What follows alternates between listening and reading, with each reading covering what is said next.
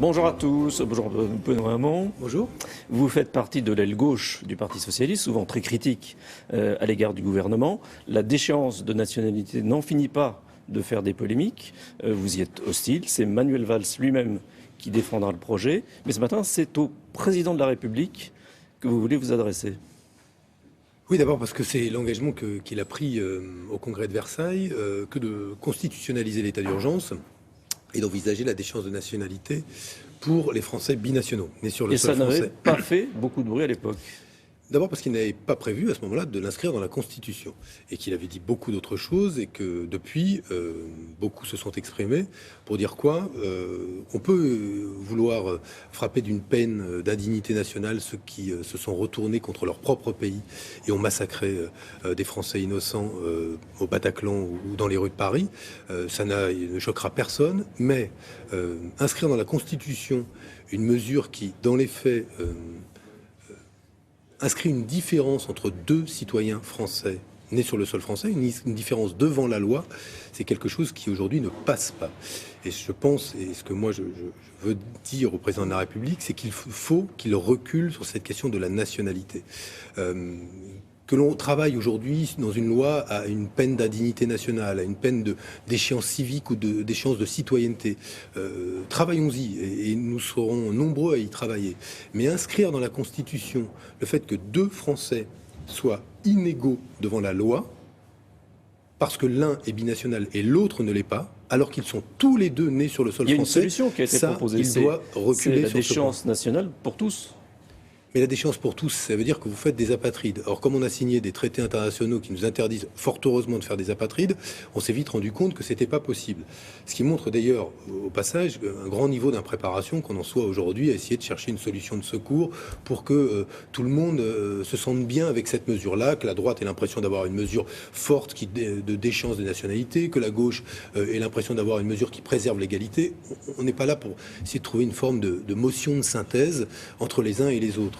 Et au passage, je le dis, puisque le bien le plus précieux qui est celui de la France aujourd'hui, c'est l'unité nationale. L'unité nationale, ça ne se résume pas à un accord droite-gauche au Sénat et à l'Assemblée nationale.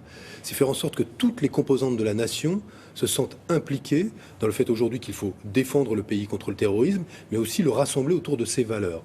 Eh bien, cette question de la déchéance de nationalité réservée aux binationaux, elle crée de la discorde et pas de la concorde. Parce que toutes les composantes de la nation ne se retrouvent pas autour de ce projet. Peut-être que la droite et une partie de la gauche se retrouveront, et l'extrême droite, la droite et une partie de la gauche se retrouveront au Congrès là-dessus. C'est une mesure de droite, selon vous ? Elle était inscrite dans le projet de Nicolas Sarkozy, elle était inscrite dans le projet de Marine Le Pen, elle était même dans les propositions du bloc identitaire. C'était une proposition qui ne vient pas de la gauche, qui a toujours été une proposition de la droite extrême et de l'extrême droite, au motif que eux considèrent qu'il y a des Français de papier et des Français de sang, et qu'il faut faire la distinction entre les deux. Nous, la gauche, nous y sommes toujours refusés. Et François Hollande, comme Manuel Valls, disait de cette mesure précisément, en 2010, il disait qu'elle était contraire aux principes constitutifs de la nation. Alors, non mais je veux j'insiste là-dessus, c'est ce qui était contraire aux principes constitutifs de la nation qui n'ont pas changé ces principes entre 2010 et 2016. Hier, à mon sens, l'est toujours.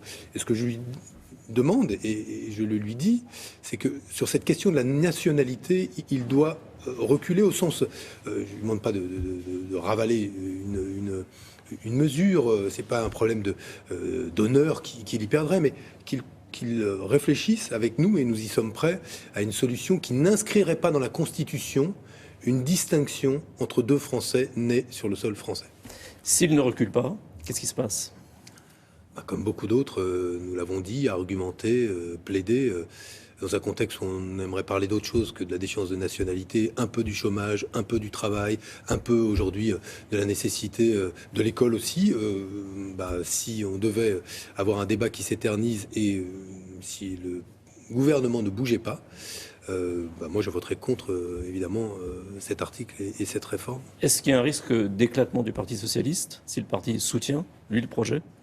Il est déjà profondément meurtri par ce qui vient de se passer, le Parti socialiste et ses élus. Mais pas que. Beaucoup d'élus, beaucoup de citoyens. On nous a dit que 90% des Français sont pour une mesure comme celle-là. Honnêtement, on aurait posé la question aux Français juste après les attentats. Êtes-vous pour la peine de mort pour les auteurs des massacres du Bataclan? Je pense qu'ils auraient été très nombreux aussi à répondre oui.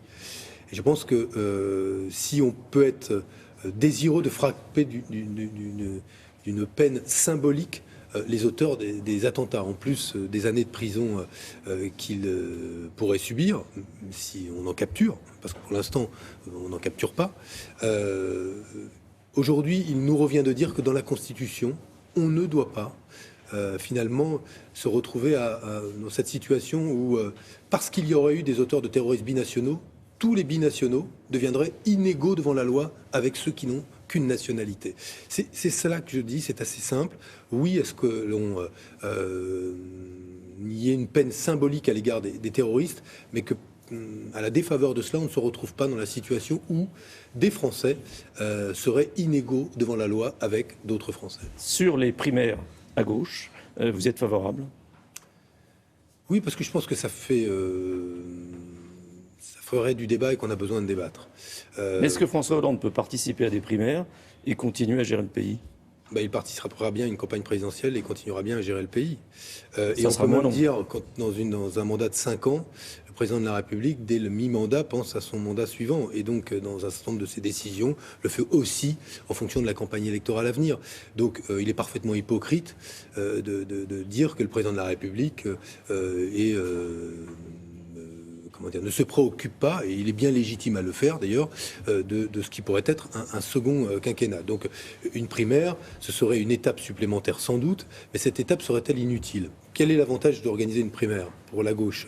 Jean-Luc Mélenchon a dit qu'il ne voulait pas y participer, mais si tous les autres y participaient, ça veut dire que tous ceux qui... Vous y participeriez? Vous seriez candidat? Pourquoi pas, mais c'est pas la question du jour. Et ce que je veux rappeler, c'est que le principe de la primaire, c'est que ceux qui perdent se rallient à celui qui gagne. Et cela permettrait, outre un débat à gauche dont on a vraiment besoin aujourd'hui, il faut qu'on se parle et qu'on débatte et qu'on tranche des questions, mais de rassembler derrière la gauche, derrière celui qui aurait été choisi par les citoyens de gauche comme le meilleur candidat face à la droite et à l'extrême droite. Donc je lui trouve des vertus à cette primaire, et des vertus nombreuses. Oui. Merci. Bonne William, c'est à vous. Merci, messieurs. Dans quelques instants, Yann